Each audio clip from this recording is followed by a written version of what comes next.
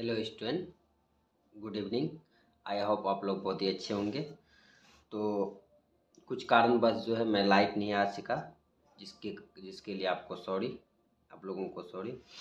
ठीक है कि कुछ कारण था जिसके कारण जो है लाइव में मेरा वीडियो साफ नहीं आ रहा था, और कुछ नेटवर्क का प्रॉब्लम भी था और मोबाइल में भी कुछ प्रॉब्लम था, जिसके कारण जो है मैं आप लोगों को ऐसे ही वीडियो बना देता हूँ। और इस वीडियो को आप आराम से देख लीजिएगा, सारे क्वेश्चन को आप उतार लेंगे और उसके बाद इसको बनाने की कोशिश करेंगे। तो आप लोग का कमेंट भी नहीं आया कि आप क्वेश्चन में कैसे चाहिए, आपको इस क्वेश्चन का आंसर चाहिए या इस क्वेश्चन का सारे क्वेश्चन का मैं कहानी अगर आपको समझा देता हूँ तो आप खुद क्वेश्चन का आंसर निकाल सकते हैं। तो आप कमेंट करके बताएंगे। देखिए, निम्न प्रश्नों का उत्तर दें। मंगलम पाठ के आधार पर सत्य का स्वरूप बताएं। कह मंगलम पाठ के आधार पर सत्य का स्वरूप क्या है, सत्य किसे कहते हैं वो बताना है। ठीक है। दूसरा है पंडित किसे कहा जाता है, यानी पंडित आप किसे कहते हैं वो चीज़ आप इसमें बताना है। तीसरा है वेदांगों के नाम लिखें। वेदांगों के नाम लिखें। वेदांग कितने होते हैं, वेद जिसको बोलते हैं। चौथा है असहिष्णुता का कारण निवारण बताएं। असहिष्णुता का कारण किस कारण से होता है और निवारण कैसे होते हैं वो बताना है। पांचवा है आलस कथा पाठ में किसका वर्णन है। आलस कथा जो पाठ में किसका वर्णन है वो बताना है। ठीक है।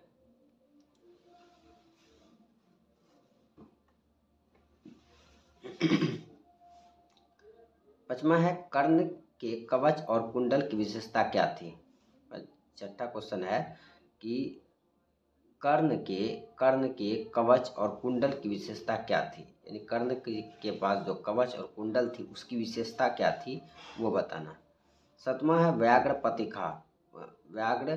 कथा, यानी कि ये बाघ का रिलेटिव व्याघ्र मीन्स होता है बाघ। पथिक एक बाघ जो है, बाघ की कहानी है और एक बूढ़ा बाघ रहते हैं, और पथिक यानी कि रास्ते में जाने वाले जो राही होते हैं उसे कहते। इस कथा जो है उस बूढ़ा बाघ जो एक ब्राह्मण को कैसे लोभान्वित करते हैं उसके आधार पर बताए गए दान किसको देना चाहिए, यानी दान किसे देना चाहिए। दान जो असहाय है, बेसहारा है, उसे देना चाहिए। और एक लालच पे कभी भी नहीं आना चाहिए। लालच का परिणाम सदा बुरा होता है। ठीक है। संस्कृत में पंडिता छमाराव के योगदान का वर्णन करें। संस्कृत में कह रहा है कि पंडित छमाराव का योगदान का वर्णन करें। मैं 2 बार रिपीट कर रहा हूँ क्वेश्चन, अगर आपको दिखने में कोई दिक्कत हो तो आप जो मैं बोल रहा हूँ वो भी आप लिख सकते हैं सुन के। संस्कृत में पंडित छमाराव का योगदान का वर्णन करें। संस्कृत में पंडित छमाराव का योगदान करें। 9 नंबर है शैक्षणिक संस्कार कौन कौन से है। शैक्षणिक संस्कार कौन कौन से है वो लिखना आपको। 9 नंबर है शैक्षणिक संस्कार कौन कौन से हैं। और 10 नंबर है स्वामी दयानंद को मूर्ति पूजा के प्रति अनास्था कैसे हुई वो लिखना। स्वामी दयानंद को मूर्ति पूजा के प्रति अनास्था कैसे हुई वो आपको बताना है कि स्वामी दयानंद को आखिर मूर्ति पूजा से एक होता आस्था, एक होता अनास्था। आस्था मीन्स होता है कि आपको उसके प्रति श्रद्धा है, आप श्रद्धा से कर रहे हैं, लेकिन स्वामी दयानंद को श्रद्धा नहीं थे, इसीलिए अनास्था लिखी गई। स्वामी दयानंद को मूर्ति पूजा के प्रति अनास्था कैसे हुई। पटना के मुख्य दार्शनिक स्थलों का नाम लिखे जो दर्शन करने के लोग के भीड़ लगी हुई, हजारों की संख्या में भीड़। जैसे आपका हो गया हनुमान मंदिर, उसके बाद गोलघर, पटना का गोलघर, तारामंडल है ना, गांधी मैदान, ऐसे बहुत सारे हैं। वो दार्शनिक स्थलों का नाम लिखने का रहा। राजशेखर ने पटना के संबंध में क्या लिखा है। राजशेखर जो है पटना के संबंध में क्या लिखे हैं उसके विषय में लिखना है। राजशेखर ने पटना के संबंध में क्या लिखा उसके विषय में आपको बताना है।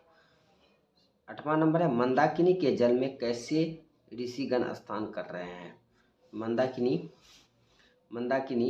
के जल में कैसे ऋषिगण स्नान कर रहे हैं। मंदाकिनी के जल में कैसे ऋषिगण स्नान कर रहे हैं। ठीक है, मैं जिस तरह बोल रहा हूँ शायद आपको कोई दिक्कत नहीं हो। अगर दिखने में कोई दिक्कत हो तो आप उसे अगर मेरी बात को अगर ध्यानपूर्वक सुनेंगे तो आपको कोई दिक्कत नहीं होगा, आप सुन के भी लिख सकते हैं। मंदाकिनी के जल में कैसे ऋषिगण स्नान कर रहे हैं। 15 है राम प्रवेश किससे प्रभावित होकर अध्ययन में निरत हो गया। यानी कि राम प्रवेश किससे प्रभावित होकर अध्ययन में निरत हो गया।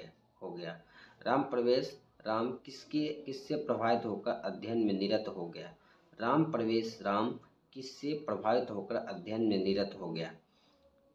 भारत 15वां नंबर है कि भारत भूमि कैसी है और यहाँ कौन रहते हैं। भारत भूमि कैसी है, उसका स्वरूप क्या है, कि किस तरह आपको भारत का भूमि का वर्णन करना है कैसी, और यहाँ कौन कौन रहते हैं वो बताना। चलिए 16 नंबर क्वेश्चन पे आते हैं हम लोग। 16 नंबर क्वेश्चन है उपनिषद में किसका वर्णन है। 16 नंबर क्वेश्चन है उपनिषद में किसका वर्णन है। 16 नंबर क्वेश्चन है उपनिषद में किसका वर्णन है। उपनिषद में किसका वर्णन है। 17वां है चंद्रगुप्त मौर्य के काल में पाटलिपुत्र की रक्षा व्यवस्था कैसी थी। चंद्रगुप्त मौर्य के काल में पाटलिपुत्र की रक्षा व्यवस्था कैसी थी। और 17वां है आलस कथा से हमें क्या शिक्षा मिलती है। इसमें 4 आलसियों की कहानी है ना, बहुत ही धूर्त आलस होते हैं वो, है ना, उसका कहानी इसमें है। उसके आधार पे आपको लिखना है आलस कथा से हमें क्या शिक्षा मिलती है। शंकर चरित्र काव्य की विशेषताओं का वर्णन करें। शंकर चरित्र काव्य की विशेषता का वर्णन करें।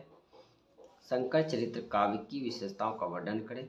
विवाह संस्कार में कौन से मुख्य कार्य कर्मकांड किए जाते हैं।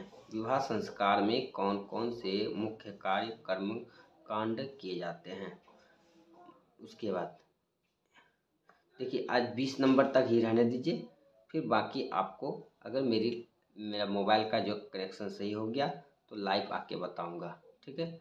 इसके लिए मुझे खेद है कि आप लोग को लाइव बताता हूँ तो थोड़ा ज़्यादा समझ में आता बोर्ड को। इसमें थोड़ा सा दिक्कत होगी आपको, लेकिन थोड़ा सा दिक्कत झेल लीजिएगा भाई। क्या कीजिएगा, कुछ कारणवश जो है नहीं दे पाए आपको लाइव में क्लास, तो आपको मैं वीडियो बना के डाल रहा हूँ। इस वीडियो को भी अगर आप ध्यानपूर्वक देख लेंगे, समझ जाएंगे, तो आपको कोई दिक्कत नहीं होगी। और आप लोग से रिक्वेस्ट करते हैं मेरी वीडियो आपको अगर अच्छा लगे तो और सबको शेयर कीजिए।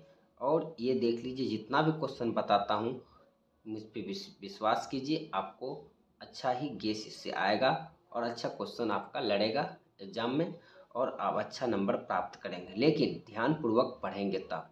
अगर आप ध्यानपूर्वक पढ़ते हैं और ध्यानपूर्वक इसका आंसर को आप देखिए, आंसर कभी भी याद करने की कोशिश मत कीजिए। आप क्या करते हैं, रटते हैं। रटने से कुछ नहीं होता, रटने से आप भूल सकते हैं। रट्टू तोता मत बनिए, आप समझिए क्वेश्चन का भावार्थ क्या कह रहा है, क्वेश्चन क्या कह रहा है उसको समझिए, समझ के आंसर दीजिए। आपको कोई दिक्कत नहीं होगी, आप अच्छे नंबर प्राप्त कर सकते हो भाई। और जितने भी भाई बहन हैं उनसे रिक्वेस्ट है मेरे चैनल को सब्सक्राइब करें, लाइक करें और शेयर करें और सबको पहुंचाएं मेरी वीडियो को, है ना, दूर दूर तक।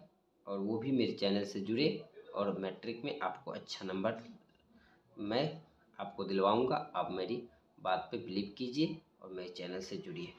चलिए थैंक यू स्टूडेंट। और फिर मैं अगर मेरा प्रॉब्लम दूर हो गया तो कल लाइव आने की कोशिश करूँगा, नहीं तो फिर मैं बोर्ड पे ही वीडियो बनाऊँगा, ठीक है।